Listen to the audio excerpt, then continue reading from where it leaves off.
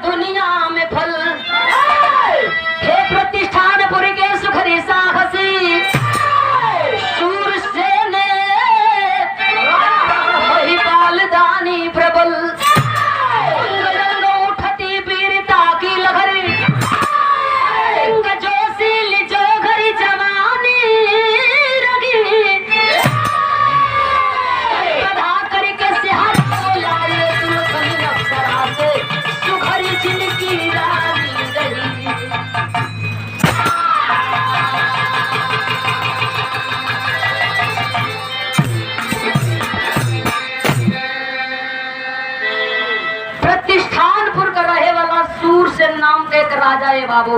पहले का पुरानिया दादा बड़ा खिस्सा कहानी कहन कोनो राजा कोनो रानी कोनो नौकरानी कोनो मालिन। प्रतिष्ठानपुर का रहे वाला राजा का बियाह हो गई, घर में दुल्हन आ गई। 5 साल के दिन बीत गई, बाल बच्चा नहीं होता, राजा चिंता में बैठल बोल। एक दिन रानी राजा से सवाल कैली, राजा कहन जे हम राजा बनी और राजा के को वारिस न हुए, चिराग घर में न हुए, दुनिया हमके ताना कसी रानी। 5 साल का दिन निकल गई, लोग हमारे ऊपर हंसत बा। आखिरकार बिरहा में एक लाइन गजल के नमूना बा बतावल गई। भई का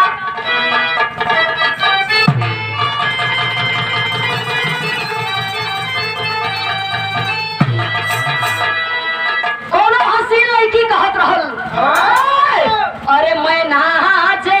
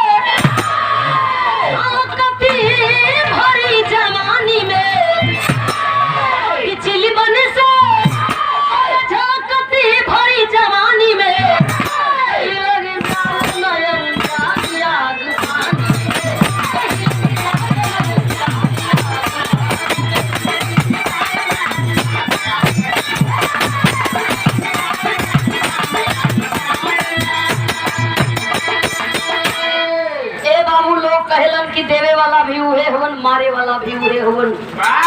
चाको राखे साइया मार सके ना कोई, बाल लंबा का कर सके जो जगबेरी हो। एक दिन रानी आकर के राजा की पजरा बैठ के मने मुस्काए, राजा कहे रानी हंसा मत, हमार कलेजा जलत है। रानी कहे काहे बदे मत ऐसा करी, काहे का टेंशन ले ले बानी, रउआ बाप बने वाला बानी, हम माई बने वाला बानी। राउर बिनती, राउर कष्ट, राउर दुख भगवान के स्वीकार हो गई, भगवान सुन लेलन। राजा इतनी बतिया सुनलन बाबू, घरवा में सोहर गवावो थोन, तमाम माता बहन बैठ के गावो थी गीत। शुरुआत है 4 लाइन शहर से, कैसे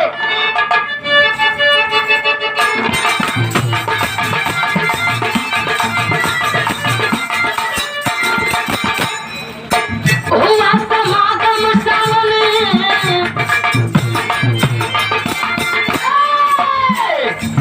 हुआ समागम सावन बरसल बात दरिया पर, हुआ समागम सावन बरसल बात दरिया पर, कोई आने वाला कागा बोले दरिया पर।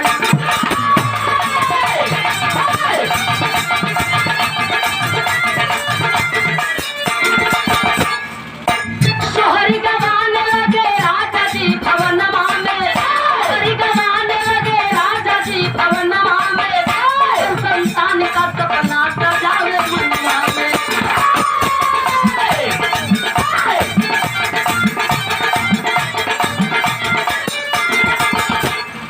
राजा अंगूरी पर दिन गिने, 1 महीना, 2 महीना, 3 महीना, धीरे धीरे 9वां महीना नियर आ गई। नियम के हिसाब से 9 महीना बीतला के बाद कुछ दिन, 2, 4, 10 दिन, 15 दिन और जा बेटी या बेटा हो जाता। राजा अंगूरी पर दिन गिनो, एक दिन रानी के प्रसव पीड़ा भइले बाबू। रानी चीखे चिल्लाए लगली, कपार सर दर्द से फटत बा। 2, 4, 10 दासी दौड़ के अली, रानी के लेके घरवा में गईली हो, या जब गईली तब भइल का प्रसव पीड़ा से रानी का दुखित दिमाग हुआ, पीड़ा से रानी का दुखित दिमाग हुआ, जन्म बेटा ना बेटी मगर ये कितना हुआ।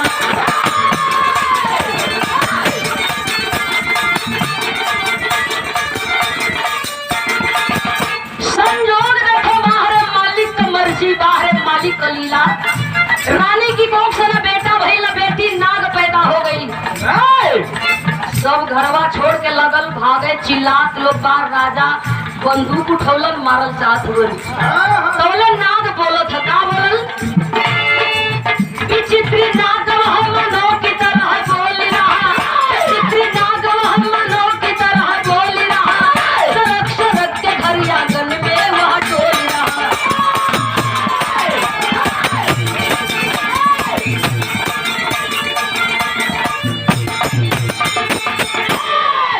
बड़ा विचित्र नाग रहले बाबू, रहल त नाग लेकिन बोलत इंसान लेखा रहल।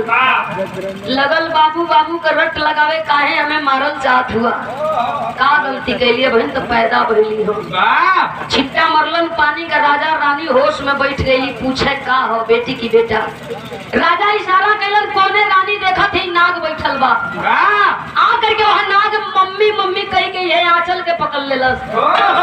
रानी की आंख से आंसू बहत बा। रानी सोचे बा भगवान, देवो कैला तो ये नाग देला, वो नाग बोलत इंसान खानी बा। वो नाग के नाम मार करके राजा रानी पालन पोषण कैलन हो। धीरे धीरे नगवा जवान हो गई बाबू। 18 वर्ष 19 वर्ष के जब उम्र होला तो लोग कहेला कि उहे जवानी के रवानी के उम्र होला, असली करकरानी जवानी होला। नगवा के उम्र 19 वर्ष के हो गई। एक दिन नाग जाके राजा से कहे का हो बाबू, तुहार बेटा जवान हो गई, तू राजा हुआ, कहिया तुहार आँख खुली। राजा टुकुर टुकुर कहे हमार बेटा जवान हो गई। कहे का मतलब नाग कहे कि हमार बियाह करा दा, घर में दुल्हन लिया दा।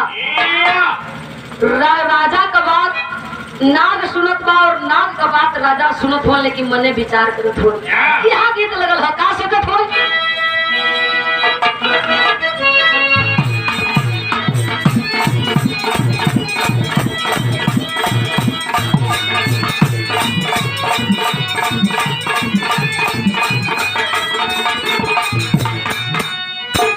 ये बात तुम नाग अपने बाबू से कहे, राजा से कहे।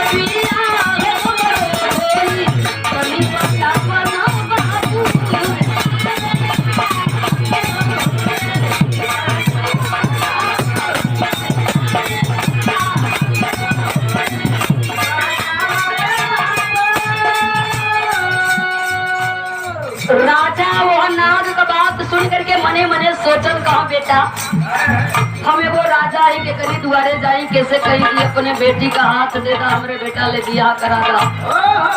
नाग एक नहीं है कहे हम कुछ न जानत थे तू राजा हुआ कह देबा तक केकर बेटी ना तैयार हुई हमार बियाह करा दा माथे मोर बदवाई दा।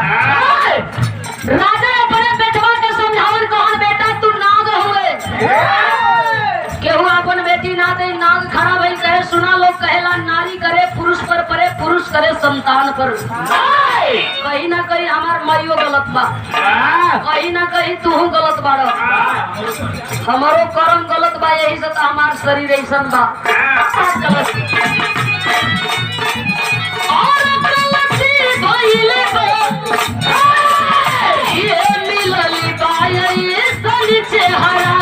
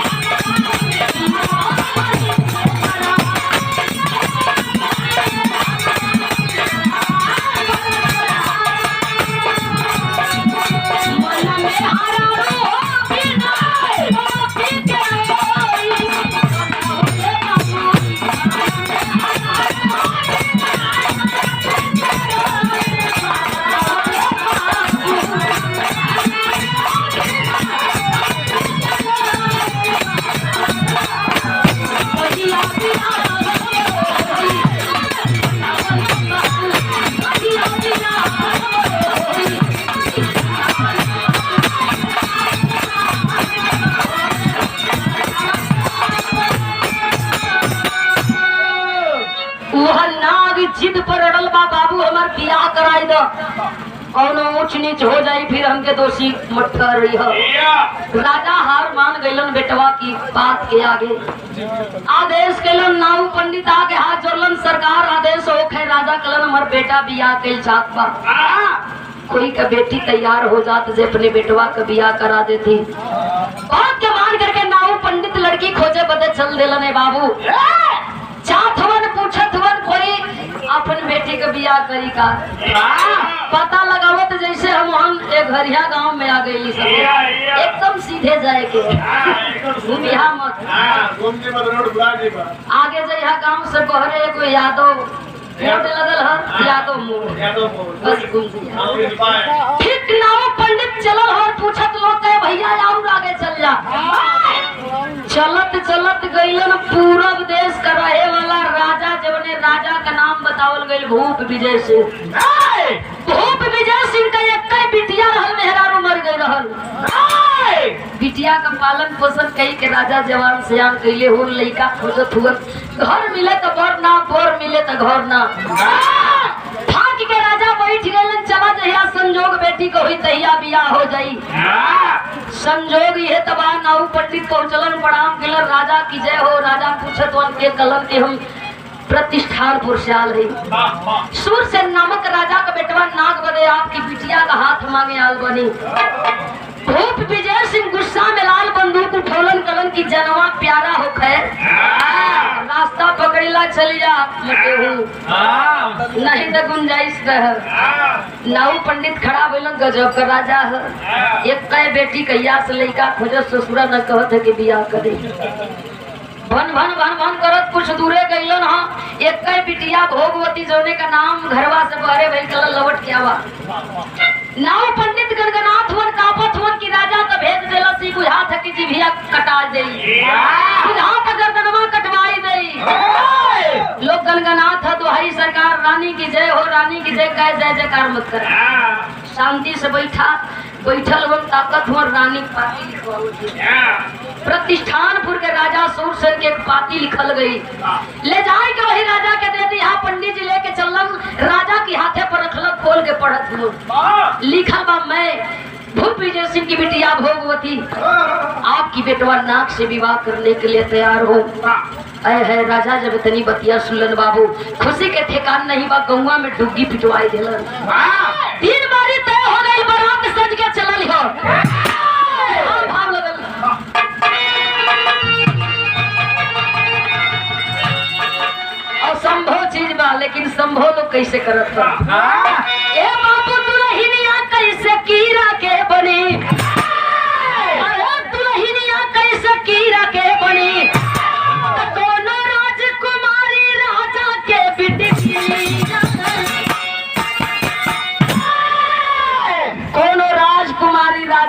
टिहनिया दुल्हनिया कैसे कीड़ा बनी। पूरा गौवा के लोग कल्पना करत बा, लेकिन बारात साज के चल देलस।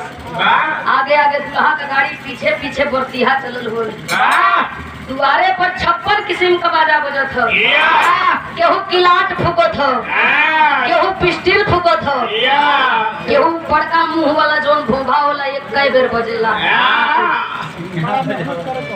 बारात चलल, नचनिया नाचत हो, बाजा बजत हो, तनी से गीत बदल गई। आवा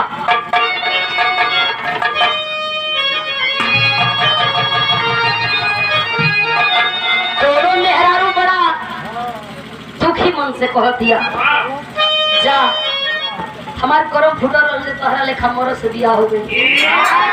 केहू केहू ऐसा न हो कि साइकिलियो चलावत भैया तनी बैठा ला, भैया भैया तनी ले ले चला भैया। दुल्हनिया फोनवा पर करम जर गई, मंगनियों का गाड़ी चलावे होता, आज मोटरसाइकिल चलता, लेकिन हमार करम न जर गई। मर्दा पूछे बतियाई या कि ढेर खा बतियाई, बात बताओ कि तो का भई कहे कुछ भइल ना। हमार तो वो हो गई कि टैक्सी से हम नीचे गिर गई। फोनवा पर रोवा कहे का कहे,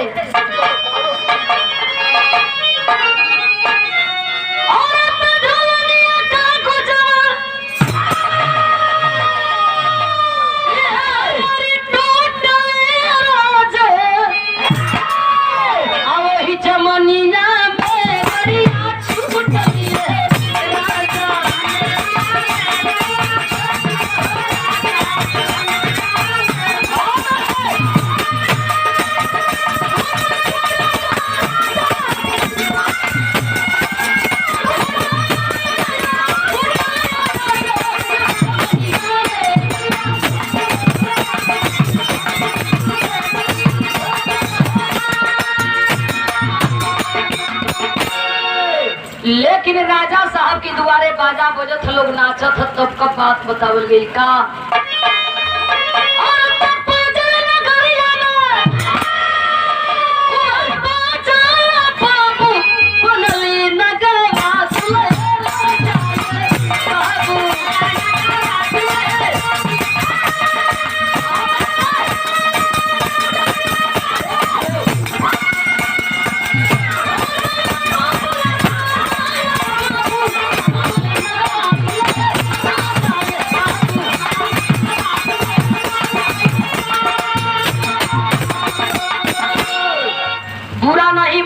जब बारात घर से गांव से निकल जात बा तो हर गांव के नियम हो गई बा, रूल हो गई बा, जेके बुरा लगी उसे माफी चाहो।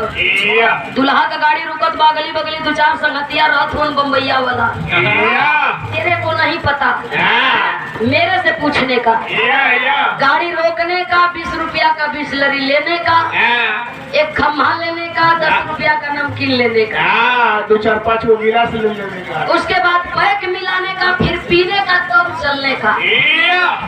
अच्छा बर्तिया मारत हो 4-4 पैक, अपने 2 पैक दुल्हा के धकिया वो थू। दुल्हा मना करो तो फिर भी संगतिया का बात रखे के है। अच्छा हेनिया से पानी वाला दुल्हा मारत तो हेनिया से बिना पानी के मार लेते हो। तब ले अगवों से बिना पानी के जब 3-4 पैक हो जात बा, अब दुल्हा भुला जाता कि हम दुल्हा है। दुल्हा वही गाड़ी में लुढ़क जाता, पूछा था भैया कहाँ ले ड्राइवर का, तो शांति से बैठा जहाँ पहुँचे हमके पता मिलल हो। लेके दुल्हा द्वारे पर बारात पहुँचा था, माई बहन गावत थी कि पातर खोरिया बहो रहा फलान राम, बहो रहा फलान राम, आ गई करिया बात में। अच्छा वही मतनी सा नौकी गोल गावत बाकी, अरे बहिन बेचे, अरे बहिन बेचे ही तिरंगा दुआर बहिन बेचे।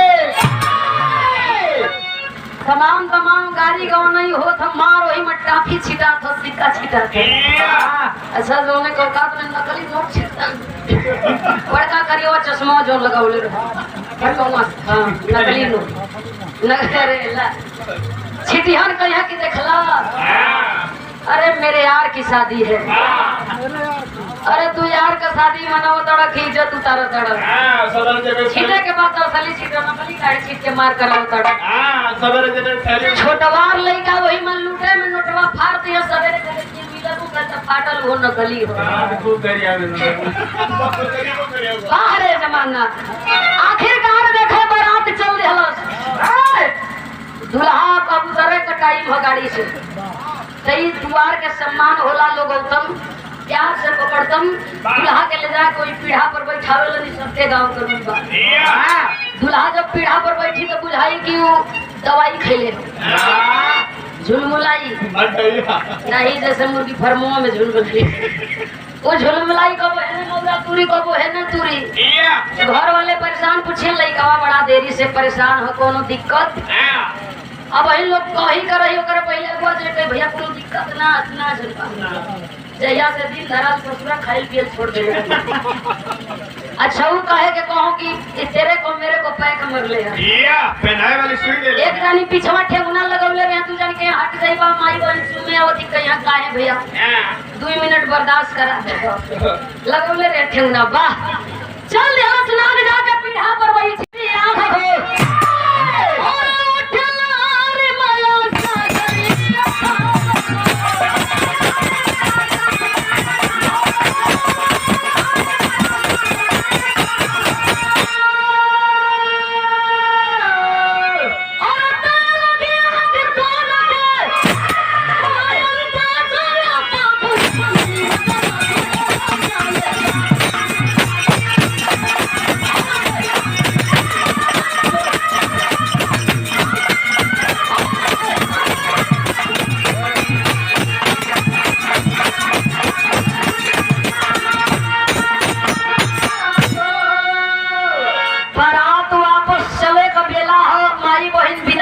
अरे दुल्हा बोले दुल्हन ये सहबलिया धन गई रे आई बरती हवा बोले न जाने का आओ कभी जी थैली में लेके जाई रे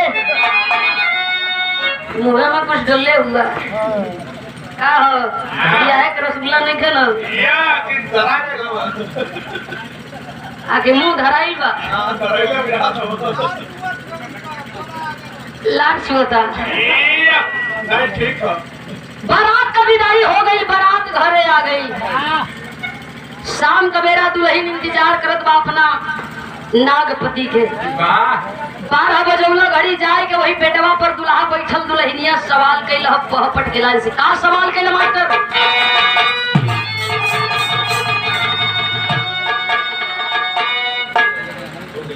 अरे हो गईली ये बाबू हो गईली जब पहली मुलाकातिया सुहागरतिया में नाग बनावे बीतल सुहागरतिया में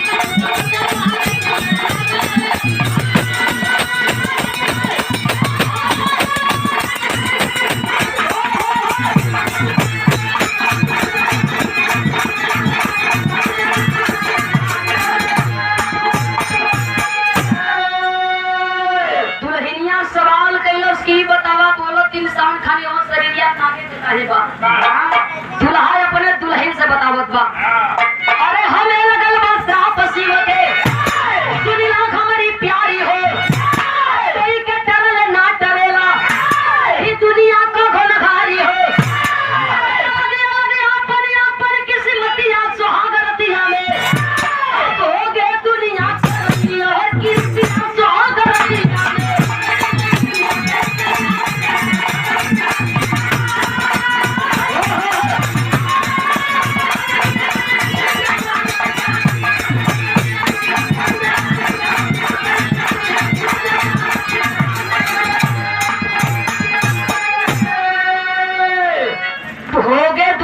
करनी और कृतिया सुहागरतिया में नाग अपने दुल्हन से बतावे कहे सुना हमके शिवदानी भोलेदानी का श्राप लगल बा यही बदे शरीर नाग के ह बोलत इंसान खानी बानी दुल्हन पूछे वह नाग बतावे कहे पार्वती 16 श्रृंगार कई के खड़ा है शिवदानी देख के हंसलन उनके देख के हम हंसली यही पर क्रोधित होके हमें श्राप दे दिहलन दुल्हन पूछे कहो सैया जब भोले दानी श्राप दिहलन तक का वो श्राप का काट नहीं बतौलन का वह नाग बतावे कहे अपन शरीरिया मानव कहू जाई। इतनी बात जब दुल्हन सुन ले बाए बाबू अपने नागपति के उठा के लेके चलल बे दक्षिणी भारत में सिद्ध प्रसिद्ध गौतमी नदी के धार में घड़ी 4 बजावत बा वही में डुबकी मरले बा और जब डुबकी मार के ऊपराई में अपने नागपति के लेके तो देखा चमत्कार लास्ट भाव बतावल गई भैल का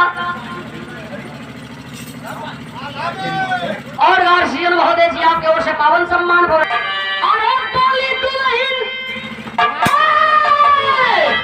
ओ चल के तू ना सजना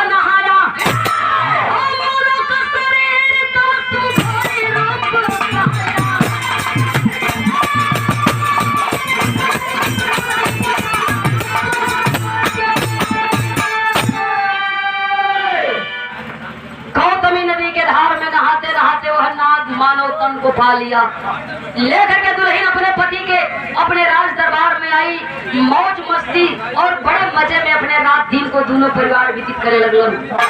वहाँ कई बतिया लोग देखत हुन सुनत हुन आँखी का नजारा बा गौतमी नदी के धार में तनी ताकत बा लोग जयकार लगावत हुन गौतमी नदी की जय हो जेके जतनी जगह जमीन मिलल वही अपन पूजा पाठ के दुकान खोल देलस लोग पूजा पाठ करे लगल। लास्ट भाव बतावल गई अरे बदले ना जग में कोई विधि के विधान हो गौतमी के तट पर बनल की नाच के थाम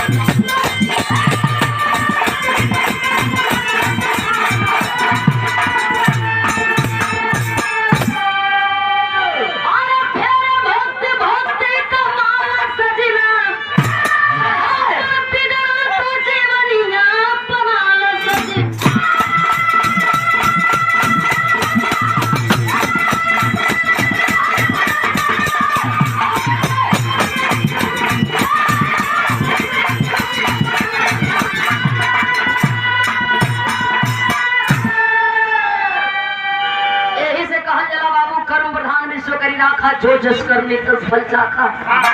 जय दिन बेटी बेटा के जन्म होला वही दिन मालिक बता दिलन लिख दिलन की केकर बिया के सेवा। लास्ट भाव में कहल गई का गुरु बिहारी